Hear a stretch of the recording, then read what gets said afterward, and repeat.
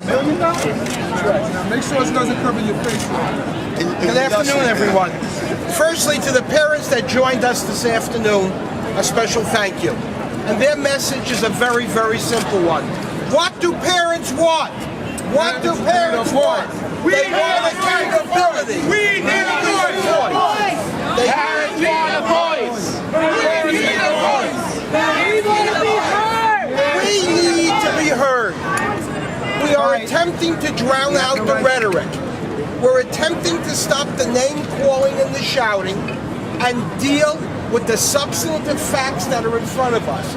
Because numbers don't lie, people lie. Numbers tell the truth when they're used appropriately, when they're not manipulated, when they're not twisted, when they're not put out by accountants to make something look what it's not. What we have today is we have an out-of-control administration. Right now, right behind us, in what's known as the Tweed Courthouse, the bureaucrats are quickly at work developing a $95 million no-bid contract. A $95 million no-bid contract to a company that has a post office box in Florida. And their mailing address is an apartment on Skellahorn Street in downtown Brooklyn. And they're offering us computer support services. They've already gotten $40 million. They're earmarked to get another $95 million. Without transparency, without the bidding process, without accountability, without review by the Controller's Office, without review under a public dialogue where it should come before the Mayor's Office of Contracts. No, it's treated in a vacuum. It's treated in a vacuum in a dark and cold place that they call the Department of Education. That same department, over these last 3 years, issued $342.5 million worth of no-bid contracts. They are the same agency that spends $10 million a year on messenger service. And the majority of that is shuttling test papers between schools throughout the city. It's the same agency that has spent $3 million as in a contract to figure out a way of not disseminating misinformation.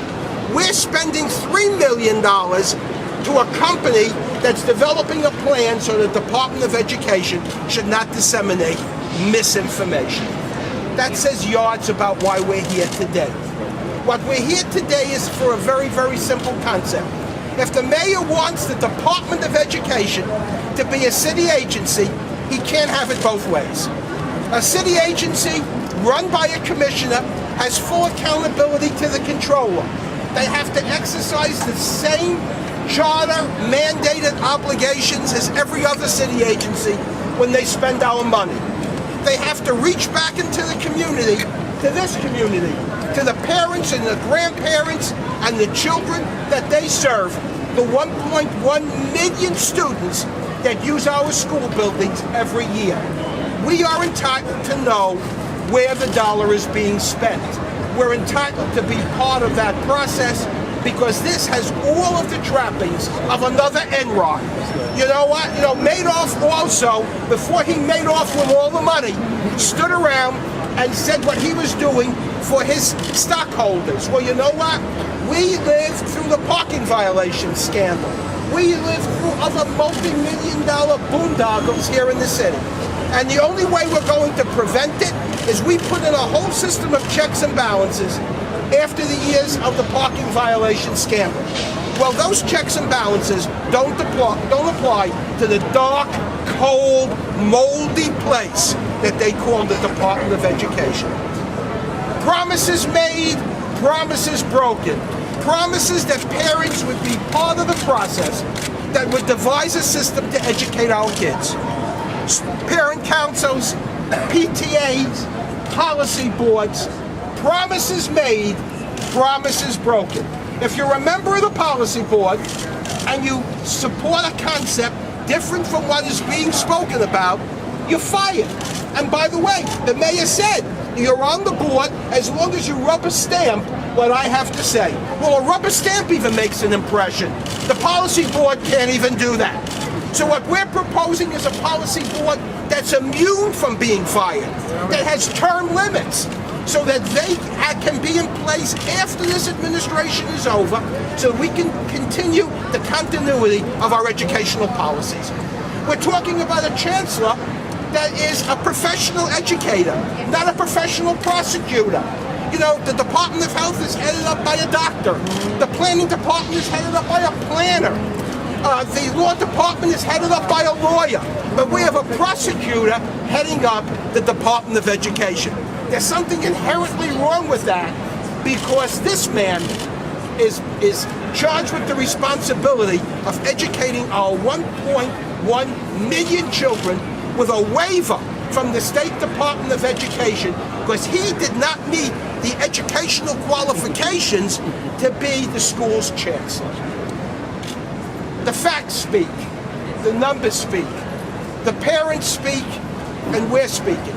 As Senator Diaz says, no matter how you try to malign us, no matter what names you try to call us, no matter what you say about us, you know what? The facts speak for themselves. They spoke in 2001. Senator Diaz sent out his letter asking for Klein's resignation in 2007. In 2001, I was in State Supreme Court building on the next block, suing the mayor and winning the case. And the case to this very day sits in Judge Cohen's chambers as she being the monitor, because they refuse to recognize districts. Well, you know what?